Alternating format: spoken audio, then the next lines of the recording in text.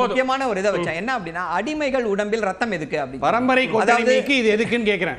திமுக பரம்பரை கூட்டணிக்கு இது எதுக்குன்னு கேக்குறேன். இந்த ரெண்டு ஏதோ ஒரு அப்பா மகன் பேரன் கொள்ளு பேரன் திமுக பரம்பரை கூட்டணிக்கு இந்த இது எதுக்கு? அதாவது நீங்க ரெண்டு பேரும் தம்ப்நெயில் ரெடி பண்ணிட்டீங்க. தம்ப்நெயில் ரெடி பண்ணல.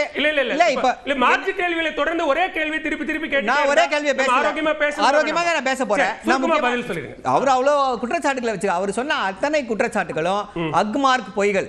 அவங்க கார்னர் பண்ணிட்டாங்கன்னு பயத்துல வெளிவரக்கூடிய பொய்கள். இந்த பொய்களை வந்து கடந்த 10 வருடங்களாக இந்த பொய்கள் எல்லாமே தவிடு பொடி ஆயிடுச்சு. தவிடு பொடியான காரணத்தினாலதான் இவர்களால் எந்த நீங்க வந்து கொஞ்சம் வெயிட் பண்ணுங்க. அவ்வளவு நேரம் அவர் கொடுத்தீங்க.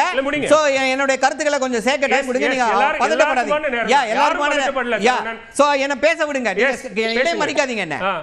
சோ என்ன அப்படினா யாருமே இடை மறிக்காதீங்கன்னா அப்ப நான் எதுக்குங்க அவ்வளவு பேரை பேச விட்டீங்களா? யாருமே இடை மறிக்காதீங்க இங்க நெறியாளருக்கு என்ன வேலை? அவ்வளவு நேரம் பேச விட்டீங்களா? அதுக்கு நான் மாற்று கருத்து இடை மறிக்கலையா? இல்ல மாற்று கருத்து எல்லாருக்கும் நேரம் கொடுக்கிறேன். எல்லாருக்கும் வாய்ப்பு கொடுக்கிறேன். அவரே இடை மறிச்சா அவரையும் கேள்வி கேட்டா மாற்று கருத்து பதில் சொல்றதுக்கு உங்களுக்கு நேரம் சரி கொடுங்க.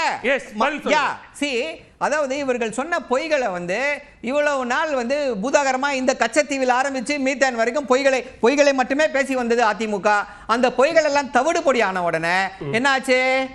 மக்கள் அதிமுகவை ஒதுக்கி தள்ளிட்டாங்க. ஒதுக்கி தள்ளிய பிறகு இப்ப மீண்டும் வந்து இதே பொய்களை சொன்னா ஏற்றுக்கொள்ள முடியாது. அதை விட முக்கியமான கருத்து என்ன அப்படின்னா, ஐயா 2150 கோடி அதை போய் கேக்குறீங்களே பிச்சை காசு அப்படின்றாங்க.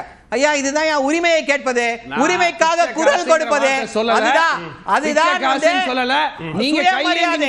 திராவிடம் என்னன்னு கேக்குறவங்க, திராவிடம் என்னன்னு கேக்குறவங்க தலைவர்களா சுயமரியாதை என்பது இருக்காது.